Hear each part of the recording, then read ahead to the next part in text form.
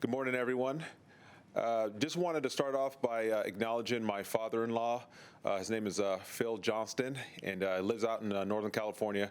Obviously, he's the father of my wife, but Phil was actually Phil and Leslie were actually in Germany with us for our last game. And the reason he was there is he was actually right after that was going to Italy, to Rome, for a meeting with his office, and they were honoring him because he was retiring after all these years of working with them. And so, but the reason I'm bringing him up is because great man, and he's been a mentor to me for a long time, even well before me and Natalie started dating. And he's just a great man, great family man. I've learned so many lessons from him, so many valuable things. Does things the right way, and so just wanted to acknowledge him. So thank you, Phil. Love you. All right, thank you, Coach. If anyone has any questions, you can go ahead and raise your hand. Hey, Jay. Hey, how you doing? Well, how are you? Fantastic. With that said, I mean, Thanksgiving's coming up. It's obviously a big family time. I know you like to kind of shout out family when you get the opportunity. Coming into this upcoming Thanksgiving, like, what are you grateful for outside of football coming into this holiday? What am I grateful for? I'm certainly grateful for my family, my wife Natalie, Flint and Pierce, my two kids, my two boys.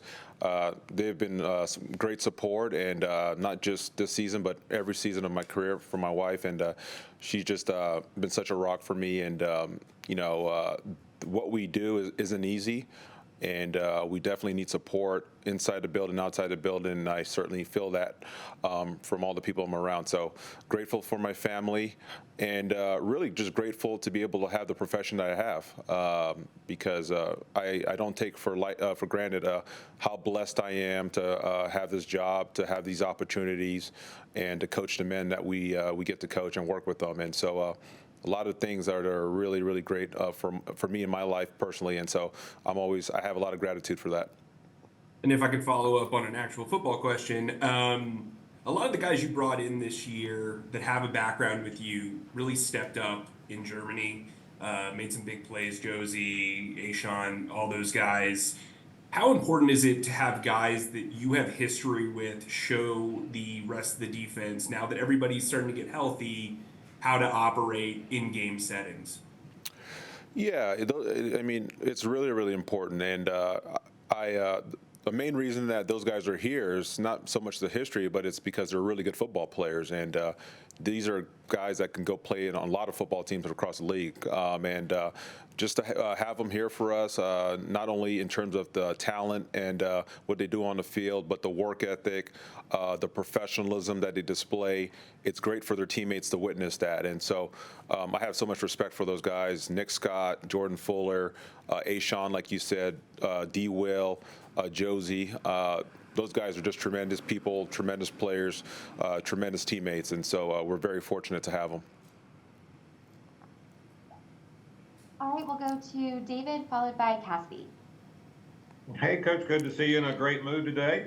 Hope something that has to do with winning and getting most of your players back. It probably has to do with resting over the bye week, getting some sleep. Well, that helps too. I wanted to ask you, though, I know you've been really careful to say, hey, next man up mentality when you were without all the players. But personally for you, what was a moment maybe during that streak where you were just dealing with the injuries, with not having guys that you brought in to help, not ready? What was maybe the toughest moment for you to deal with when you, in hindsight? Well, I mean, just losing is tough. Like, we're all competitors. We want to win. We want to have success. And really, I want it personally. Obviously, the coaches want it, but we really want it for the players, because you just witness the work that they put in behind the scenes, in the classroom, in the weight room, studying the film, taking care of their bodies. There's just so much work that goes into it that people don't really realize. And we got such a great group of men that they do things the right way. They prepare the right way. And we know it hasn't been easy. We know there's been a lot of adversity, but there hasn't been finger pointing. There hasn't been the blame game. Everybody has stayed committed to just doing a job and getting better. And so that was the toughest thing, is like, you want to see the guys that, especially when people do things the right right way, you want to see them get rewarded. And so it's been good the last 2 games, obviously, to experience that. And was anybody you really leaned on for just guidance or help to kind of keep your spirits up through all that? Coach Dom is just somebody, good or bad, that I'm always leaning on because just his wealth of knowledge and experience. I mean, you couldn't ask for a better mentor in terms of somebody that when I first got my first coordinator opportunity, he's been with me the entire time. Just such a great sounding board. And so I am so blessed from that standpoint. And so he's always good. Good times or bad, just pointing us, helping keep me pointing in the right direction. And but at the end of the day, too, is that like when you sign up to do this, you know there are going to be good times, there are going to be bad times, and regardless of how things are going, especially for me and my platform, it's important that I stay consistent because that's what people respond to the best. And the last thing on that, any story that Dom kind of told you about his past dealing with a similar thing that may have been impactful for you? Yeah, I mean, just when you think about just starting 2 expansion teams, and so he's seen, transition through players, guys in and out of the lineup and all that stuff. And so, yeah, there's a lot of carryover to our situation this year. And so it's just great to get that perspective and really understand that, like, regardless of what's happening from injury or people moving on to different teams, new guys coming in, that we got to continue to be teachers. We got to continue to educate. We got to continue to push the guys to get better. Appreciate it. Thanks. Thank you. Cassidy, you can go ahead. Hey EJ, how's it going? Good. How you doing, Cassidy? Doing good. I'm gonna ask the obvious one. What kind of difficulties does Patrick Mahomes present, and how much did you learn about him just while you were in Denver and had to face him twice a year? Yeah, he is obviously a great player, one of the best players in our league, and he's in terms of throwing the ball, keeping plays alive, playing off schedule. He could do everything. He's intelligent. He sees the field, and there's really no weakness to his game. And so, yeah, it's going to be a tremendous challenge for us, and we all understand that. And so we know there's certain things that we got to do to try to help mitigate some of his greatness. But, yeah, this guy's a great player, and we're all aware of that. You mentioned like the all schedule stuff, and obviously that gets a lot of deserved attention.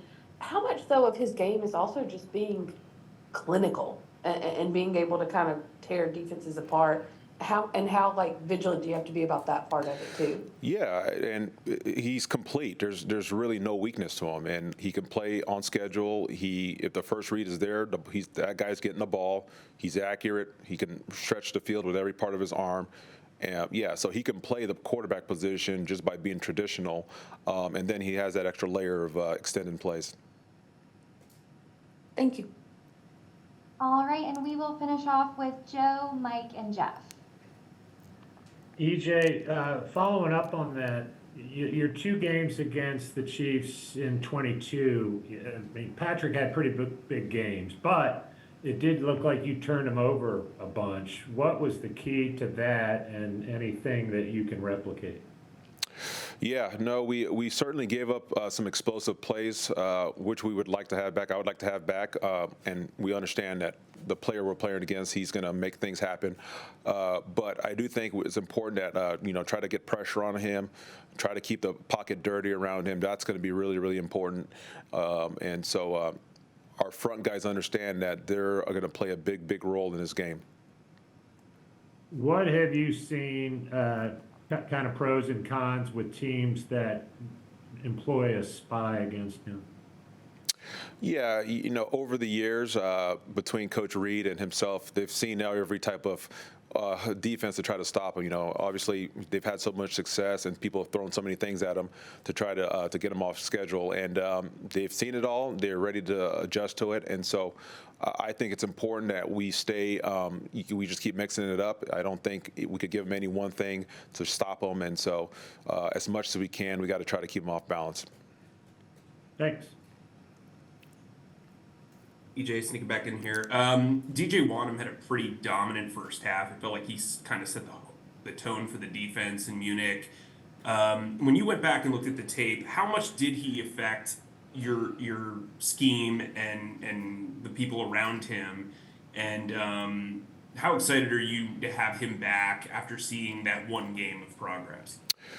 Yeah, I mean, obviously very excited to have him back. The one thing I will say about DJ is just like getting to know him over the free agency process when he came in. We went to dinner, we had him in the building. I just really, really enjoyed the human being and the person he was. And then he comes here and he's injured and he's working through it. But like you just see the professionalism in terms of in the classroom, notebook, highlighter, he's writing stuff down. I mean, he's such a pro. And then obviously all the work he did behind the scenes that like a lot of our other players where he's just working, trying to get back, trying to get healthy, trying to get in football shape.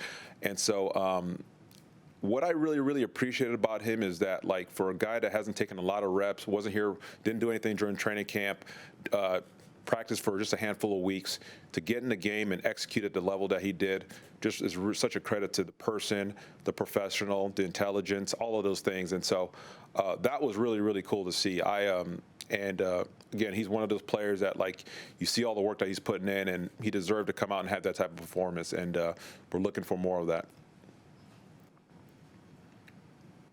All right, and we will close with Jeff Hawkins. Greetings, Coach. Good luck against the Chiefs. Thank you. I was wondering if we could get an update on J.C. Horn's calf injury and the role that you expect from Farley coming up to the 53. Yeah, JC's on schedule to play, so I don't think there's any issues there. And then Farley will be a part of the plan as well. We're excited to have him up on 53, and we'll see what happens from there. Special teams, do you think you get any snaps as a backup at cornerback? I'm not quite sure what they're doing special teams wise with them. Okay, thank you. Thank you. All right, Coach. Thank you so much. Have a All good right, one. you all have a good one.